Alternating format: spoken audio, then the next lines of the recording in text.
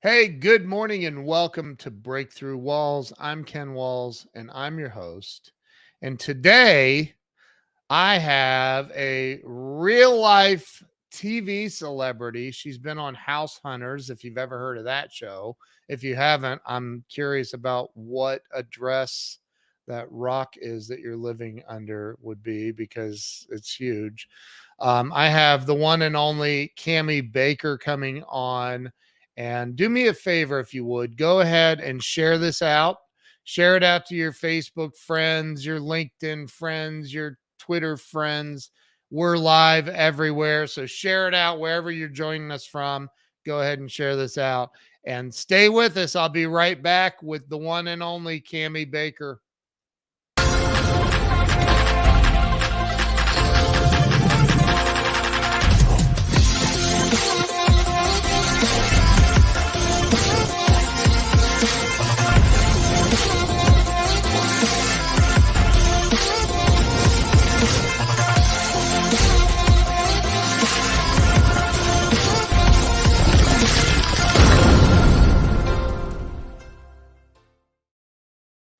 And we are back. Let me bring Cami on. Cami, welcome to the show. Thank you. Thanks for having me. Such an honor to have you here. I see my brother from another mother, Joe Ingram, is already on here. Joe, good to see you.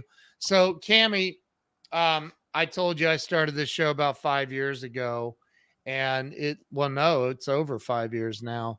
5 years ago, I started this, and it was literally to help people have a breakthrough in life. So that's what this is about. Why don't we start with you telling everybody where you were born and raised? So I was born in Key West, of all bizarre places, and I Wow. found out I'm 50. I'll be 55 in a month. And I found out when I was 50, as I was traveling on my first book tour, I went to Key West for the first time since I was born there 50 years earlier. And I found out that when you are born on Key West, you are a conch, like a conch shell. A And conch. yeah. And I guess there's maybe 10 of us in the world. I don't know. It's a tiny little island to be born on. But what happened was my birth mother was having a little tryst at the beach in Daytona back in 68 and found herself knocked up. And back then it was not cool to just have a baby out of wedlock. So she went and had the baby in secrecy, and that would be me. And Oh, and then I found her when I was about 23. I went on a bender to find my birth mother, and so I was actually adopted and grew up in Jacksonville, Florida, and then parts of Georgia. And so yeah, I'm a conch. wow. So wait, so she gave birth to you and then that she gave you to somebody else for adoption? Is that what? Well, let's be really transparent and have some fun with this. She, when she was pregnant, before she started the show, she was dancing. Oh, wow. And there's a couple of little go-go places down on Key West. And then when she started the show, she was a cocktail waitress. And then when she had me, she put me up for adoption. That was always the intention. And I was adopted through the state system. And my parents, my adoptive parents, who drove down from Jacksonville to pick me up, they adopted me and a brother that I grew up with that was 3 years older than me. And when my brother and I were growing up, kids can be so cruel. I remember some kids one time teasing us for being adopted. We always knew we were adopted. It was never a secret. I don't know how they told us. It was just always, we just always knew. Yeah. And these kids said, you were adopted. And I said, yeah, well, my mama wanted me so much. She paid $10,000 to get me. Your mama just got stuck with you. Oh, gee. So I've always been feisty. Oh, my Lord. That is, we're the same age. My wife, her birthday's in June and mine is in July. I'll be 55 in July. So you're a lot older than me. Well, June 9th, I am a Gemini through and through, double personality, the whole deal. My wife's June 19th. My daughter is June 15th. God So bless. yeah, yeah, yeah. So I live in a house full of schizophrenics. I'm just kidding. I'm kidding. So so I'm totally kidding. Like I know nothing about the signs at all. Like nothing. Well, Um, I dated a Gemini one time, and between my two personalities and his two personalities, it was always just a luck of the draw who was talking to who. oh my God. That is so funny. So okay, so you grew up in the Jacksonville area, Florida. I did. Where is that where you went to school and high school and all that? You mentioned Georgia also. Well, actually, my adoptive father had a heart attack and keeled over at the bank he was a vice president of when I was 6 years old. And when that happened, we packed up and moved about an hour and a half north to Waycross, Georgia, which is where my mother was originally from. My adoptive mother was originally Yeah. from. Yeah. And I grew up there, went to high school in South Georgia. And, I was definitely an outcast. I was never part of the crew. As a matter of fact, I always dated guys way older than me. On my junior prom, I took a guy that was 27. And on my senior prom, I took a guy that was 32 with 2 kids. Stop it. People, Cami. people ask me, where was your mother during all this? And I'm like, she was just doing the best she could. The love of her life had a heart attack and died, and she's left with these 2 kids that I don't think she really wanted to begin with, and not really. And so I was just doing my thing, and I was always dating older guys. And the minute I graduated from high school, I got the hell out of that little tiny town. Oh my Lord, have mercy. I'm like, that sounds like something out of Joe Dirt. Like, look, my buddy Joe said sounds like an Alabama prom. Oh my No, God. now in Alabama, I would have been bringing my brother or my uncle to the prom. Now let's get clear. This was Oh, Georgia, oh but my it God. wasn't. But I wasn't related. As a matter of fact, my brother and I were both adopted from completely different bloodlines, and we would Wow. sit at our family reunions and we would look around and say, "Aren't you glad we're not really related to these people?" Yeah. Oh my God. That is too funny. So, oh my Lord have mercy. Anybody watching from Alabama, I apologize in advance. We're just playing. You got to be able to laugh. And I lived in West Virginia for 5 years, so we could make the same jokes there too. But so talk about you graduated high school. Yes, I did graduate high school. I Okay. was not that much of a country bumpkin. I'm not toothless down the dirt road with no high Right. school diploma. Yes, that is. Right. Well, then you're doing better than me. So I never got one of those. But so go back to when you graduated. Did you end up going to college? Out wherever you joined out. Sorry, hit a button. Say That's that all right. again. Did you end up going to college?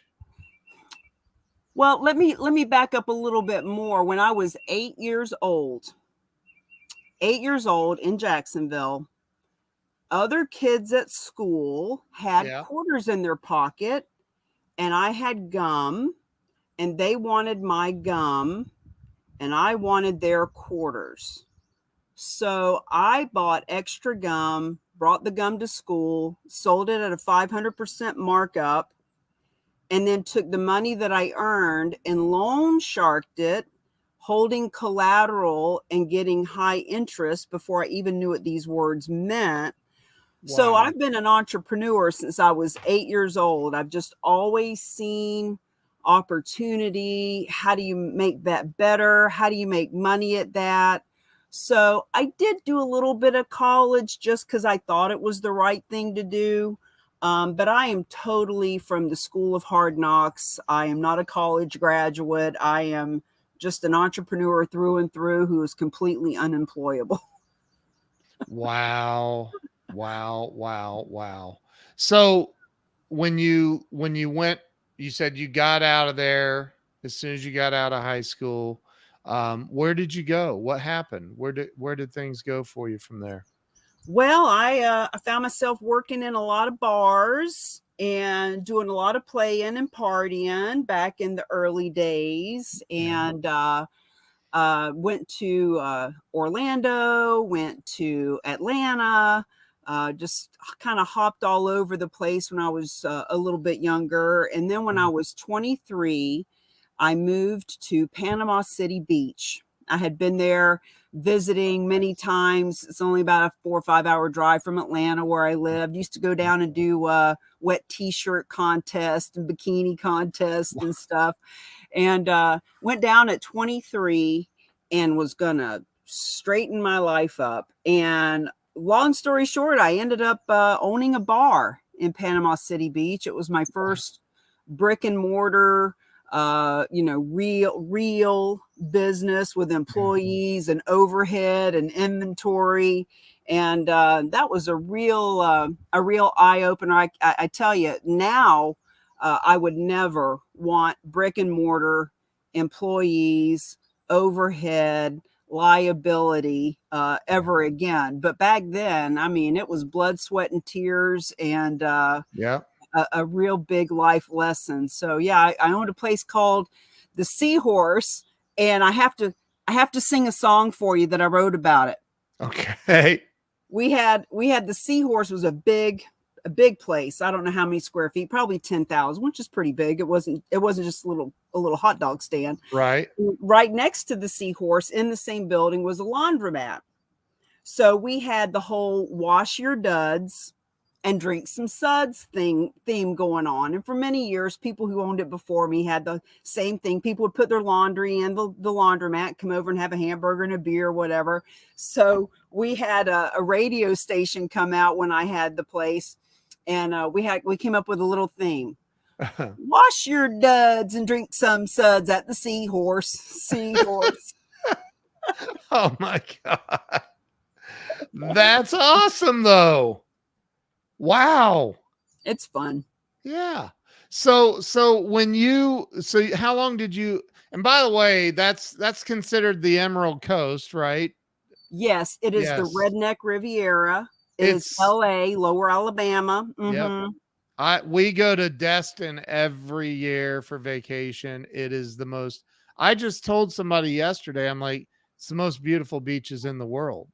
Truly is. The sand is so white Yeah. that it glows in the moonlight, and they call it sugar sands for a reason, because it really does look like sugar. It's amazing. And the water is crystal clear, blue. It's amazing. It's absolutely amazing. Yeah. So how long did you own the bar in Panama City? I owned the bar for about 6 years, and Hurricane Opal came through late 90s and just devastated that beach. I mean, tore it up from the floor up. It was a mess. And as a matter of fact, this was back during my drinking days.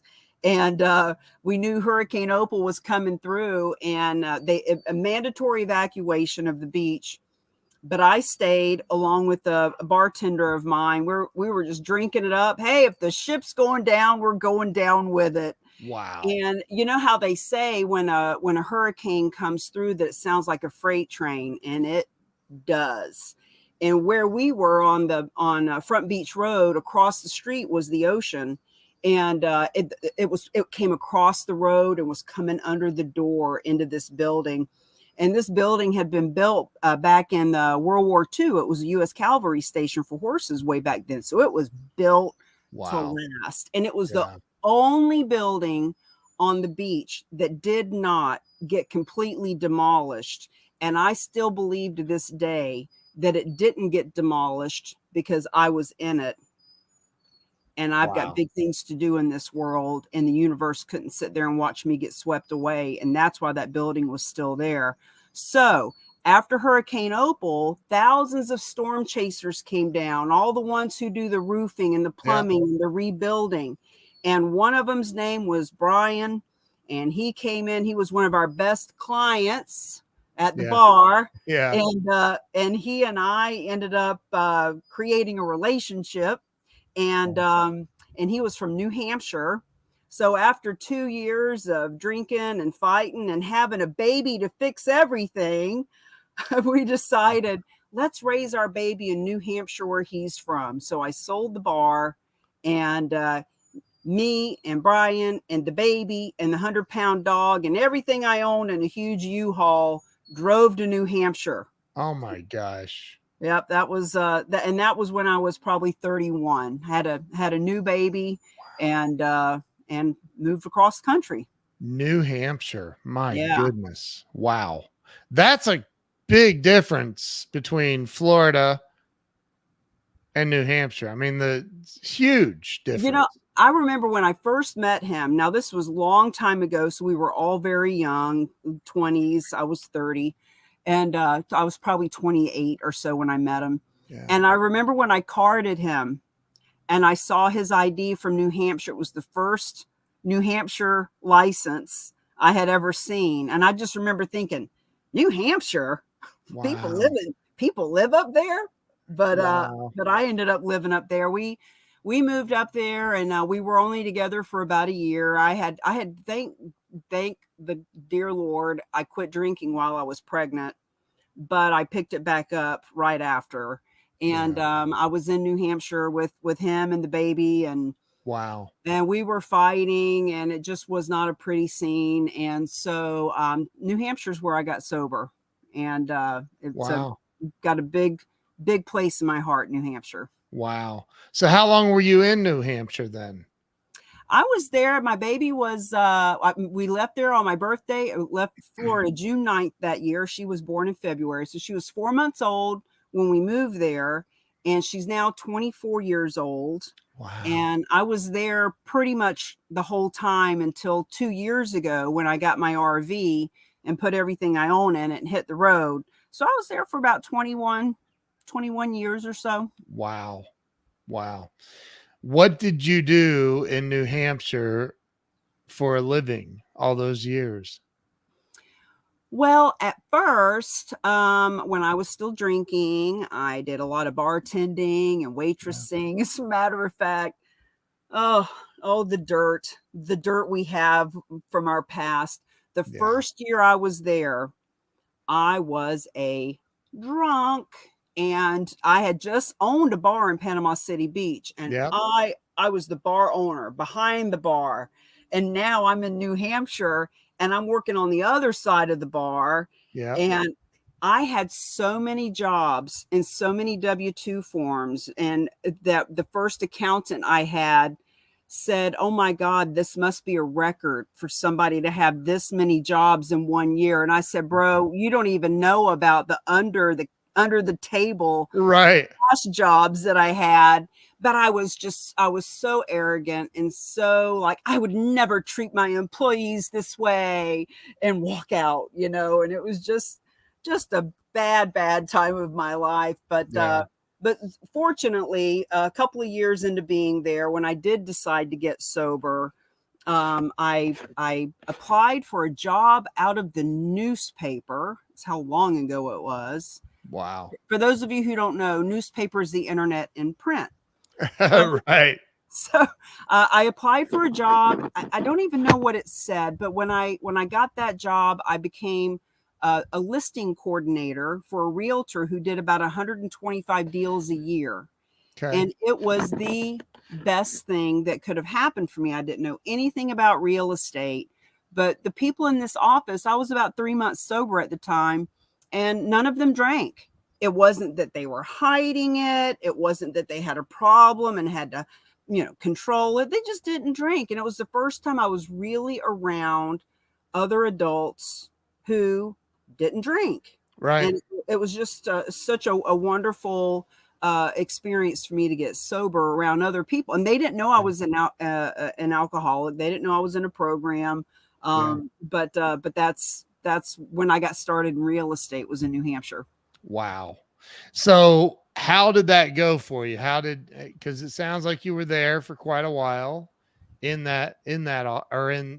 New Hampshire doing real estate. How did it go for you? I've always said real estate was better good to me. It was, for a woman who had a high school education, didn't know anyone, needed to express my business savvy and entrepreneurialness, which I had not been for quite some time. It was so good for me. The office that I got that job in, this gentleman prospected. He picked up the phone and called expireds for sale by owners. Like, he was making it happen, and he was being coached by an organization that taught prospecting and objection handling and how to go make it happen. So after about a year and a half of being a paid employee, I was the one going out and putting up the sign and writing the description and taking the photos and all that. It was like I was a paid listing agent without going on the appointments. And so about a year and a half into it, I got licensed, and I started making the phone calls, and I started setting the appointments. And it was really good for me. If I had just gotten my license and tried to figure it out, it may not have gone as well. But, the good Lord has put me in the right place in the right time so many times in my life. And when I look back on these experiences and really think about, the divinity and what was happening, it's just a really beautiful example of being in the right place at the right time with the right people, even though I didn't know it then. And real estate was the catalyst for my change. My first broker that I worked for gave me my first self-development book besides the big book in AA. My first self-development book was called U Squared by Price Pritchett. It's just a little pamphlet you can read in a day, but it helped me to really expand my thinking. It talks about quantum leaps. Like, people say you got to take baby steps and take your time. And in this book, it says, screw that. Jump off the cliff and know that your wings are going to sprout. And they do. Wow. That's powerful. So I know you were also on HGTV House Hunters, right? When was that? Was that in New Hampshire? Yeah, all my real estate experience was in New Hampshire. Talk about that. There was a TV show that HGTV used to have called My House is Worth What? And the paradigm of it was, somebody's got a house, they're trying to decide, do I want to add an in-law suite, or do I want to sell it and go buy what I really need, that sort of thing. Yeah. And they did a casting call way back before we had video on our phone, way back when I took a camcorder and did an audition tape on the camcorder, took the tape and put it in an envelope and mailed it to California. Like, that's how long ago it was. And I did an audition tape, and they chose me out of 6,000 realtors in New Hampshire. And that was the first show that I did. Wow. And after I did that show, I was at a conference one week, and I got a call from someone who said, hey, this is so-and-so from HGTV House Hunters. Right. You were recommended to us to do our show. And I thought it was a prank phone call. Like, when you're a real estate agent and you get a call from now this was back when it was popular. It's not quite as popular now as it used to be, but this was 2008. Wow. And so they called and they said we were told you're easy to get along with, you're professional. We want to do a show with you. So it just turned out that I had a buyer at the time, because the premise of House Hunters is that the realtor and the buyer go look at 3 houses on camera, and then the buyer chooses one of them, and then they show you 6 months later, now they got the new dog and the new fence and the new paint and whatever. Yep. And so I had a buyer at the time, and we shot HGTV House Hunters, and they gave me full reign. They said, you're fabulous. We love you. You can do as many shows as you want. And I looked and I tried and I promoted, trying to find another buyer that was ready, willing, and able to buy now, would use me as their realtor, not their mom or their sister, and that wanted to be on camera. It's a three-legged stool. And I met all these people who wanted to be on the show, but they wanted their mother the realtor, or they wanted to be on the show, but they weren't qualified to buy, or they wanted to buy and work with me, but they were afraid to be on camera. So it was just this weird. For years, I tried to find someone else, and I couldn't find anyone. But it was 2008, and it was definitely one of the highlights of my career, saying I was on House Hunters. Now, was that before or after you got sober? Oh, I got sober 3 months before I got the job for that agent as their listing coordinator. Oh. So this was probably 5 years or so into my sobriety that I was on HGTV. Okay. Wow. That's so awesome. So you,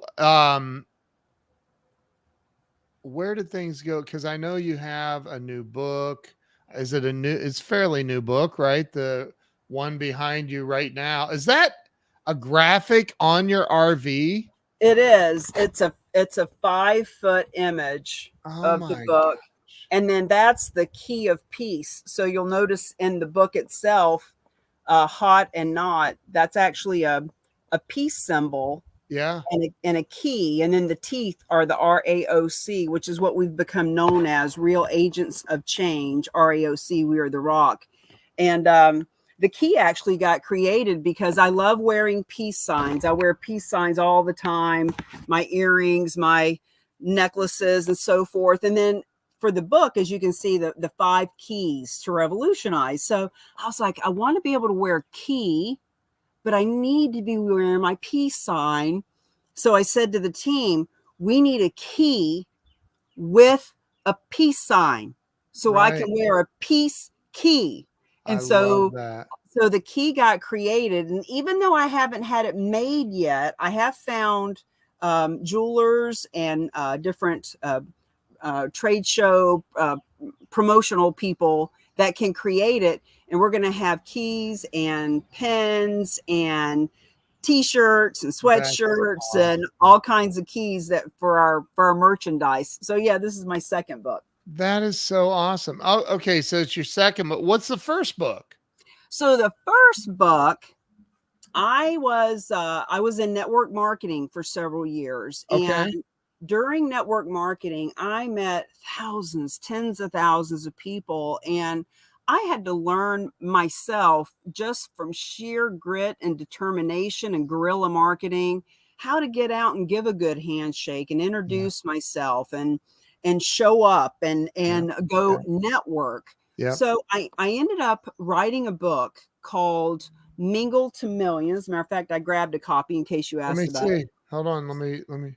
So Mingle to Millions, the art and science of building business relationships, was born. And wow. In this book, so I have to tell you the 5 S's. So as a networker, we might be at a networking event, giving a card to everyone we see. Here's my card, here's my card, here's my card. It's called spraying those cards out and praying something will happen. Those are the skunks. And then there are the people that grab a card from everybody. Hey, you got a card? You got a card? They go around all the tables and they grab and they leave with their big stack of cards. Yeah. I call those the squirrels because they're squirreling those cards away to put you on their boring email list. Yeah. And then there are the people that you meet. Dun, dun, dun, dun, dun, dun, dun, dun. The sharks. Yeah. Try my product. Join my business. Sign my Yeah. contract. They're the sharks, right? Yep. Yep. So the premise of the book is, instead of networking, let's be net webbing. Let's be that spider that is strategic and creates her net web so that all she wants comes to her. So instead of sharking and squirreling and, all these things, you're actually bringing business to you. Yeah. So that's what the first book is about and was about. And at first, when I learned about charitable gifting of real estate and was coming up with this premise around charitable real estate as a business development tool, I thought that Mingle to Millions had seen its day and it was just kind of done in old news. But really, when you think about net webbing, see, networking is random activity. Net webbing is planned strategy. So really, charitable gifting of real estate and how we talk to people from a place of vision and altruisticness and who we want to help in the world, it's really the best way to create that net web that I talked about in the first book. So they kind of go hand in hand. Okay, so what is charitable gifting of real estate? What does that even mean? Right? Right? I know. So 3.5 years ago, just before the pandemic, I'm promoting my first book. I'm a speaker in the book, Mingle to Millions. I'm teaching people about cause marketing, marketing your business with a cause in mind, fundraisers, how to do a fundraiser for the Boys and Girls Club, a Ronald McDonald, car shows, golf tournaments, blah, blah, how to actually leverage those to go out and meet your ideal client, make money, making a difference. Right. So 3.5 years ago, just before the pandemic, I'm at a conference and I hear the magical words, charitable gifting of real estate. And I thought, how have I been in real estate for 20 years and doing fundraisers? I had a 64.5 Mustang convertible that I bought with my first big commission check as a realtor. And I did all these car shows and gave money to the local nonprofits. And I did a car show in New York City with Make-A-Wish Foundation and Ronald McDonald House. I did all that stuff. And I had never heard of charitable gifting of real estate. So a couple of months after I learned about it, the pandemic happened. The whole world goes to hell in a handbasket. All the fundraisers I was consulting on, all my speaking engagements, everything completely done. And beautiful New Hampshire. Thank you, Lord, for New Hampshire. So beautiful. All the trails. It's just so lovely. It was springtime. So I spent the whole summer of 2020 learning about charitable real estate. What the hell is this? How does it work? So here's what I learned. Gifts of real estate, been happening for 100 years. It's a tax code. It's a US-based tax code. You don't pay capital gains tax. You get other tax benefits. $9 billion a year is donated to nonprofits through the gifting of real estate. But 99% of nonprofits not only don't ask for real estate, but actually turn it down when it's offered because they think it's complicated and it's risky. Oh, yeah. And it's scary. And who's going to take title and who's going to pay off the mortgage? And what if it's contaminated? And what if a hurricane comes through and wipes it out? Or there's a lot of fear around it. So they don't ask for it and they turn it down when it comes their way. So I thought, gifts of real estate, being a realtor who's made phone calls and, door knocking and begging for business and commission cutting. Like I get what the realtors are going through. They want a unique sales proposition. They want to show up in the community with a different way of serving the community. The ones that are already sitting on committee meetings and giving 10% of their commission to the nonprofits and all this. I thought, wow, they need to know that they can make money making a difference. They can list the gifts of real estate at a guaranteed full commission. We don't want you to do it for a discount. We don't want you to make a donation. We want you to put money in your pocket to give the equity from these gifts of real estate to the nonprofits you love, average of $600,000 from one piece of property. Wow. Yeah. Wow. Okay. I got totally off topic for a second, but I have to make a point. You say the word realtor correctly. Realtor. Do you know how many people say realtor? I do. I do. I'm like, there's no vowel between the L and T. Why are you doing that? It's not realtor, it's realtor, and you're saying it right. One And of that my pet peeves impresses me. too. Thank I'm you for like, noticing. I know realtors that say realtor. Oh yeah, I know. I meet them all the time. I'm like, come on, it's not realtor.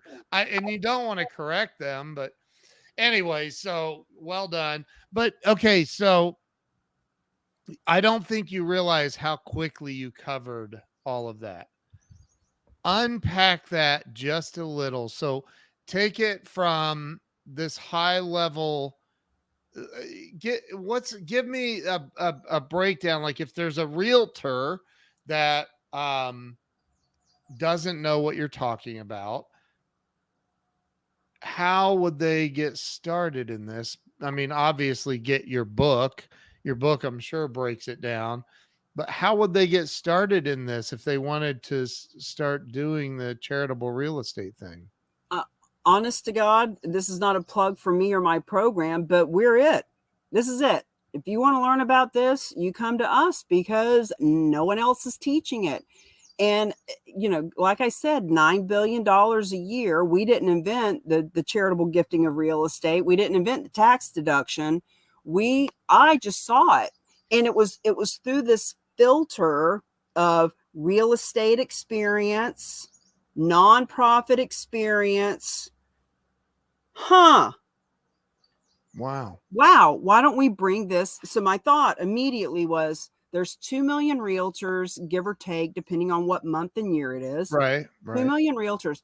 What if 1% of us, just 1%, not all of them, but what if 1% actually wanted to bring this back to their community? Here's some of the statistics we can unpack a little bit. Okay. There's 1.5 million nonprofits in the United States. Right. On average, that's 499 per county. Okay. Wow. So wherever you are in the country, wow. Average agent does about a 3-county radius. There's at least 1,500 nonprofits that one realtor could tell about this. Okay. And the reason that these nonprofits aren't doing it is because it is risky for them to take title to property. It is time consuming and painful for them to try to do it. But what happened was I found out that there is a way to have what we call a specialized nonprofit whose sole reason for existing, Boys and Girls Club is here to keep kids safe after school. Churches are here to bring you the Lord, right? Mission 22 helps to stop and prevent 22 suicides a day for veterans. Right. All nonprofits have their own mission. The mission of this is to take gifts of real estate on behalf of any nonprofit in the country so that it is risk-free and no money out of pocket for the nonprofit world. And the realtors, when you think about it, it's a gift of real estate, whether it's raw land or a house or a 3-family or a strip mall or a condo, it's real estate. And the only way to pull that $600,000 of equity out of that property is to sell it. So we list it with a realtor. We want them to know it's full commission. Just because people are giving real estate away and the money's going to nonprofit doesn't mean you do it for free. I have a question. Why would somebody give a nonprofit a piece of real estate? Why wouldn't they just sell it themselves? Great question, Ken. Thank you for asking. Because it is the worst way to help that nonprofit. It is the lazy way.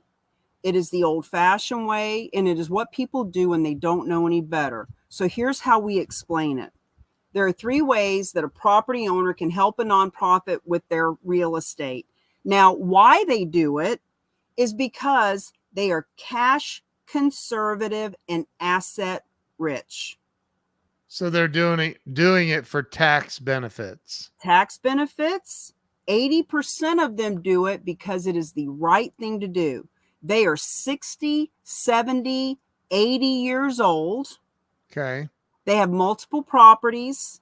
Okay. Those properties are going to be liquidated. These people are going to die eventually. Got to liquidate the property, and the kids don't want a strip mall in Detroit. The kids don't want a ranch in Idaho with 5,000 head of steer. They don't want the property. They want cash. Okay. So we show them how they just buy a life insurance policy. That takes care of little Billy and little Alice. But now let's talk about your question. So, give you a scenario. There's a condo in Florida. It's got an appraised value of $1 million. Okay. It's got a $200,000 mortgage. The owner wants $200,000 cash in their pocket because they're going to buy a life insurance policy for little Billy, and they want to take their wife on a cruise. So we got $1 million property, $400,000 to acquire that property. There's a mortgage and there's some money the donor wants. So 600,000 in equity. Right. Okay. So if that donor goes and sells their property themselves, just good old fashioned sale, and then they give money to the nonprofit world, the reason that's the worst way is because the government's going to get more tax money than they deserve. I don't care if it's your primary residence or how you look at it and slice it, the government's going to get a piece of that. Yep. That they don't have to. So the donor gets the least tax advantages, the nonprofit gets the least amount of proceeds, and the government gets a chunk. It's lazy, it's old-fashioned, it's what we do when we don't know any better. The second way is if that donor gives that property, let's say it's who's somebody you like, Ken? Who do you like to support? As far as a charity? Yeah, just give me a name of one. Ronald McDonald House. They want to give it to Ronald McDonald House, but in order for Ronald McDonald to take title of that property, to give the donor the tax benefits they want, the property has to be free and clear for them to take title. Oh. Somebody has to pay off that mortgage. Somebody has to give that donor $200,000. There's $400,000 out of pocket. Okay. To give them their tax benefit, and they got to take title. They got to assume responsibility. It's in Florida. Their office is in Chicago. Here's what we know to be a fact. 99% of nonprofits won't do it. So Ronald McDonald would be like, okay, we realize there's $600,000 in profit here, but no. Right. They've heard horror stories. They have accepted real estate and it went sideways and they'll never do it again. Okay. Or they have it written right in their bylaws. We do not take non-cash assets, especially not real estate. Wow. So they won't do it. And if they do it, it's the hardest way because now you got months of board meetings. Somebody's got to approve that $400,000. They got to pull it out of an account from somewhere. They just won't do it. Right. And there are a handful that do it, and I'll talk about them in a minute. But the third way is the way that we do it. That specialized nonprofit that I mentioned, we got a handful of them that we work with. And if you want to know who they are, you have to call me. So the specialized nonprofit pays off that mortgage. Really? Gives the donor their $200,000. They come out of pocket $400,000 to take title to the property. The donor gets all the tax benefits they're looking for in less than 30 days. Now that the specialized nonprofit has title, we hire a realtor at a full commission. And when the property is liquidated, the proceeds go to the nonprofit world, which is what makes it risk-free. Wow. No money out of pocket, and easy for any nonprofit in the country to be able to benefit from the proceeds of real estate. So the realtor that you hire gets full commission, 6 or 3 or whatever it is. And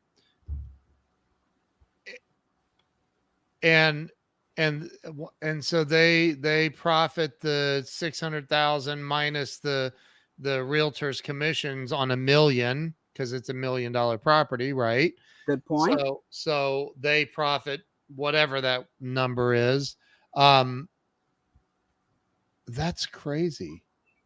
I mean, in a good way. That's insane. Well, it is. And one thought that might be running through your head and all of our viewers, sounds too good to be true. Sounds too good to be true. Yeah. That the donor can, and look, friends, this isn't for everyone. It is for the people who are cash conservative, asset rich, wanting to leave legacy, need a tax deduction. For the right people, it is exactly what, and I could give you story after story. We've got 14 case studies on one of our links about how this works. Wow. And it doesn't have to be someone who's uber wealthy. Here's people will say, okay, great. So where do these donations come from? That's the beauty of it. These donors are already on the donor list of the nonprofits that you love. They sit in the pews at church. They clean the kennels at the American Humane Society. They are helping our veterans. They are working at the soup kitchen. In other words, one of our stories is a woman named Linda whose nonprofit, now check out these numbers. She was given $25 a year for 32 years. Faithful, loves her nonprofit, cash conservative, $25 a year for 32 years. She sees a presentation. She learns that donations of real estate are a way to help her nonprofit. She had a second home in the Poconos. It was just a little cabin, something her family had left to her. It kind of fell into disrepair. She didn't want it anymore. Her kids didn't want it. She donated that property. Now she got a tax deduction, but she did it because it was easy and convenient and because she loved her nonprofit. And here's something interesting. She went from $25 a year, because I talked to the fundraiser, the gal that works at that nonprofit last year. Right. She said ever since Linda donated that property, she gives $500 a year now. There is a psychological shift that happens when people stop giving pocket change and start giving from their wealth bucket. Real estate, 43% of our wealth is held in real estate. 3% of our wealth is in pocket change. Right. So all the nonprofits who have their hand out looking to sell a $50 raffle ticket or come to another golf tournament or, bring your car to our car show, we're looking to raise $5,000. What we want them to know is it is proven statistically that the donors on your donor list will give you 6 times what you're already bringing in if you just give them this option, period. Let me ask you this, because this is this is the first time I've ever heard of this. What I don't even know where to start. Like how, because there's got to be people in the situation of the lady with the cabin in the Poconos that has no idea that they can do what you're talking about. No idea. Like, it's not even on their freaking radar anywhere. Yes. That is why I'm here, Ken. Okay. Because so people like you know people I don't know yet. And we have this conversation right this red hot minute could have just brought 600 grand to 10 different nonprofits or 100 different nonprofits, because people are learning.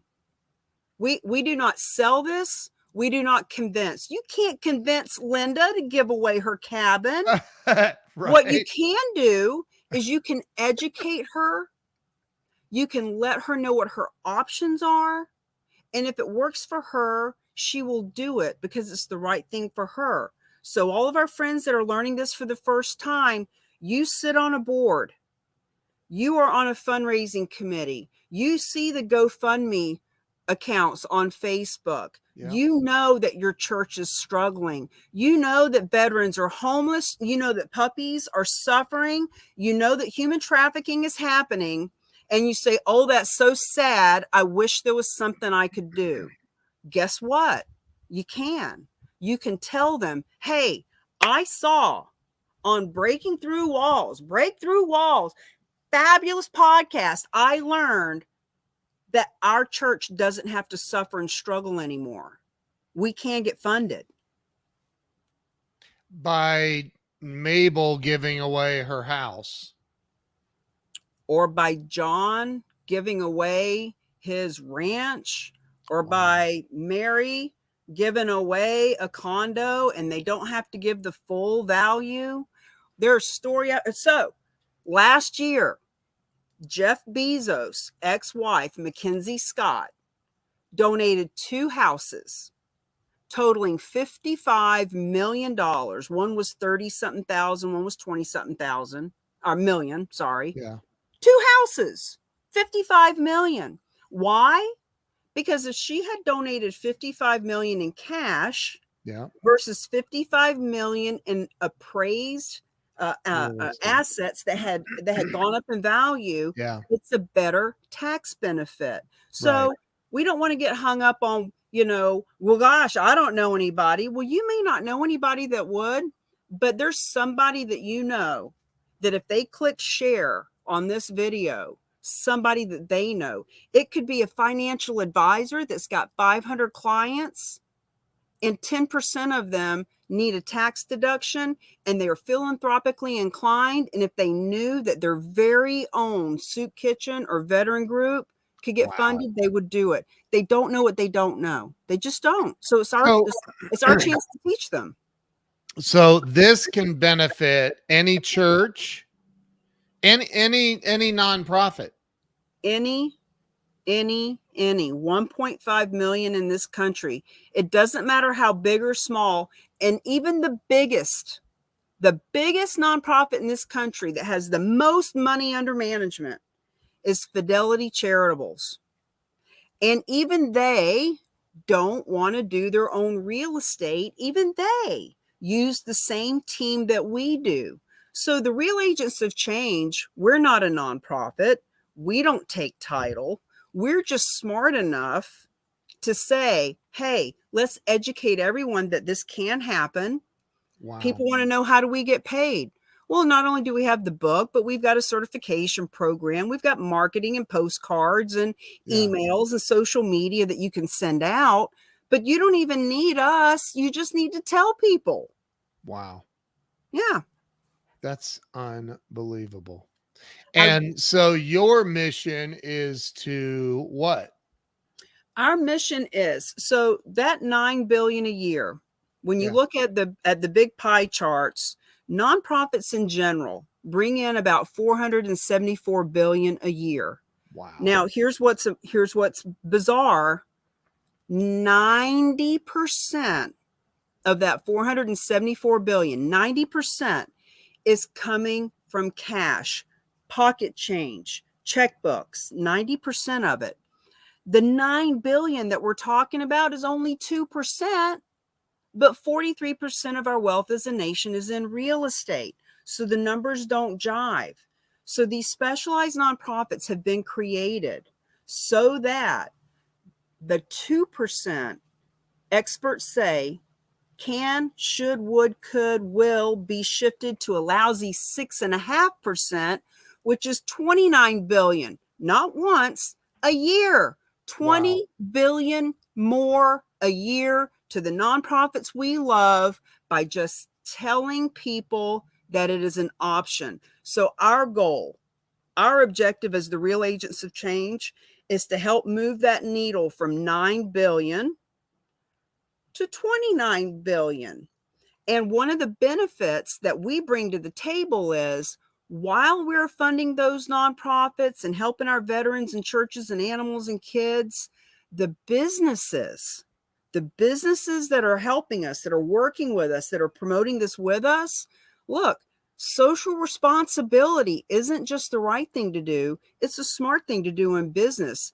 87% of consumers, customers, and clients in your marketplace and industry will choose the company, the product, the service provider that's socially responsible. So instead of picking 1 or 3 nonprofits that you have time to volunteer for, what if you just help them all? In Orlando, there's over 11,000 nonprofits. In Sarasota, where I was, Sarasota, Manatee County, 8,700 nonprofits. So wherever you are, there are hundreds, thousands of nonprofits, and you don't have to pick one or three. Just help them all. Just let them know that this is possible, because the consumers in that marketplace will reward you by choosing you over the other realtor, the other attorney, the other dog walker, the other insurance company, when you're helping all nonprofits, not just one or three. So are churches considered nonprofits? You know, thank you for that clarification, because we tend to use the word nonprofit, which is really not the right term. Okay. There's 501c3. Yeah. Churches are 508c1a, I think is what. But churches and the 501c3s are the nonprofits we're talking about here. In other words, Board of Realtors, as an example, is a nonprofit, meaning they don't pay federal tax. Right. Nonprofit. But you can't make a donation to them that you write off. You can pay your fee, which is a business expense write off, Right. but you don't get a donation write off. 501c3, 508 church are the two types that are 1.5 million in this country. That, yes, any church.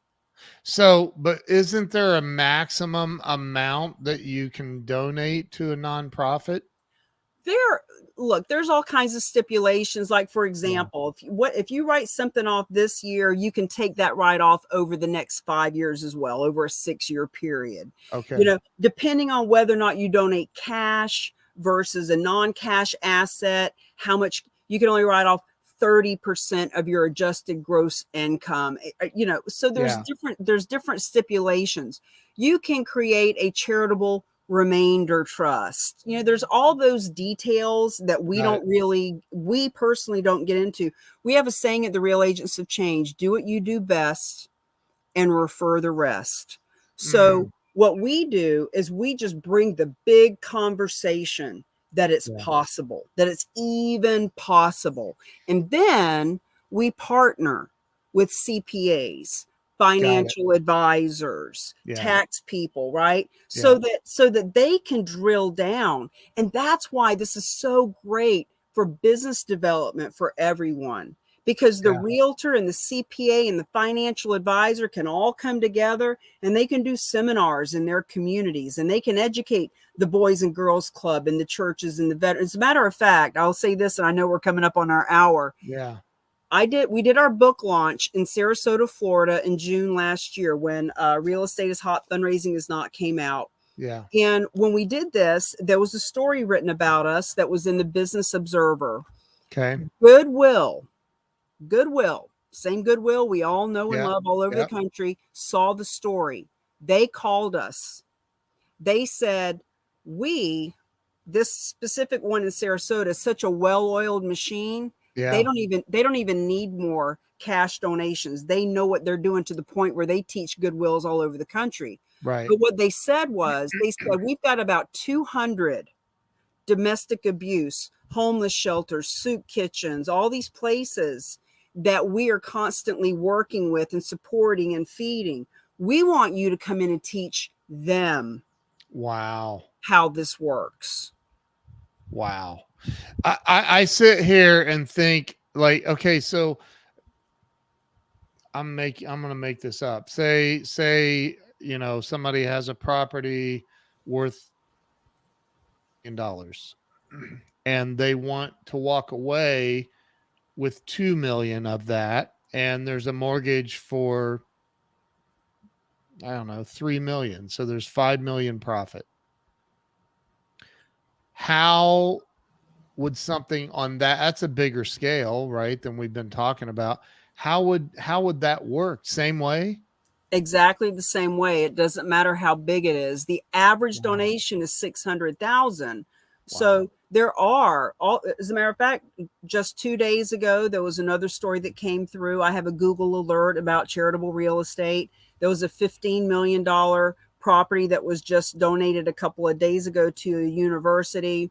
There was a office building in St. Paul, Minnesota, 8 stories, 100,000 square feet, $2 million property, the whole thing donated to the homeless problem in that area. Yeah. So it doesn't matter how big it is. And frankly, Ken, the bigger, matter of fact, I did a speaking engagement like this about 6 months ago, and I met the guy that's the president of the CCIM in LA, Jeff Albee, and he said last year he had a client who donated $44 million. Their whole portfolio, all of it, went to the Huntington Library in California. He sold all of it, got commission on $44 million. Wow. And that's why when I spoke, he was like, I know this works. I just did it last year. I didn't know there was a system, though. Now that I know there's an easier way to do it, praise God, let's do it together. So it's happening. It's just a matter of, is it happening for your church? Is it happening in your community? Are your realtors and CPAs and financial advisors telling their people that there's a better way? That's why we were created, so that we could share this with everyone. That is unbelievable, Cami. Wow. My brain is exploding here. So I'm sitting here thinking about all the people I know in the, like, that's insane. What is the website for anybody listening or watching? What is the website for them to go to? So our website is therock.com, but it's spelled like Real Agent of Change. So RAOC. It's right behind me on the book, but the Real Agents of Change is the name of the group, therock.com. Yep, that's it. My cell phone number is 603-785-2598. I'm real. 603-785-2598. Okay. I like to say I'm real, I'm raw, I'm relatable, and I'm reachable. Send me a text. Ask me how can I sit in on a free class? We've got a ton of free videos that teach how this works. And we also have a master class we do once a month. And if people tell me they came from you, I'll let them sit in on the master class for free. Just send me a message. Wow. That's incredible. This is some really, really valuable information. I sit here and I think about, my church is currently, trying to raise like $3 million to buy more land and expand, and our church in Ohio that we were going to. I just think about all the people I know that this sounds like they could benefit from it tremendously. They all could. And all we have to do is let them know. All they need to do is open their ears, open their mind. Wow. And when people say it sounds too good to be true and all that, listen, there was a point where somebody said, hey, we want you to pick up strangers in your car. We want you to go stay in a stranger's spare bedroom. What? Yeah. No way. And now that's how we travel. We Uber, we Lyft, we Airbnb. Friends, things change. Things grow and mature. And people see where there's a problem and it gets fixed. These specialized nonprofits see a problem. 43% of wealth in real estate. All these nonprofits are only asking for 3% of cash. How can we help? This is why this was created. What they're not that great at is promoting and letting people know that they exist. That's where we come in. So we're just helping to spread the word. This is the Airbnb to fundraising, meaning, keep doing your fundraisers, do your bake sales, do your car shows, do your galas, because they're fun and they're social and people need to interact. Yeah. But while you're there, just put it up on the screen. By the way, we can benefit from real estate. Have a flyer at the table. Hey, sign up if you'd like to come to our free webinar to teach you how to, give smarter and get these tax benefits. Wow. It's really quite simple. That's huge. That's huge. Cami, You rock. This has been amazing. Everybody go to The Rock, which is spelled RAOC.com, the RAOC.com, and check this out and let Cami know that you heard about her here. Her cell phone number is up on the screen, 603-785-2598. Give her a call, shoot her a text, say you heard about it here. And wow, Cami, that's amazing. Look at that. Already got a text. Did you really? Nice. Wow. That's incredible. You are I lost you there for a second. What'd you say? I said you're a rock star too, so I'm not surprised. Thank you. Thank you. I appreciate you. Listen, this has been amazing. Everybody make sure you're following Cami everywhere. What's the best social media platform to follow you on? Facebook or LinkedIn. Those are my two. Okay. Everybody go follow Cami. Cami, thank you. Congratulations on all your success and your sobriety. That's awesome. So everybody make sure you go follow Cami. And if you'll stay with me, Cami, I'm going to end the live stream. Thank you to everyone who's watched and shared this out. You all rock. Have an awesome day, and we will see you later. Thanks so much, Cami.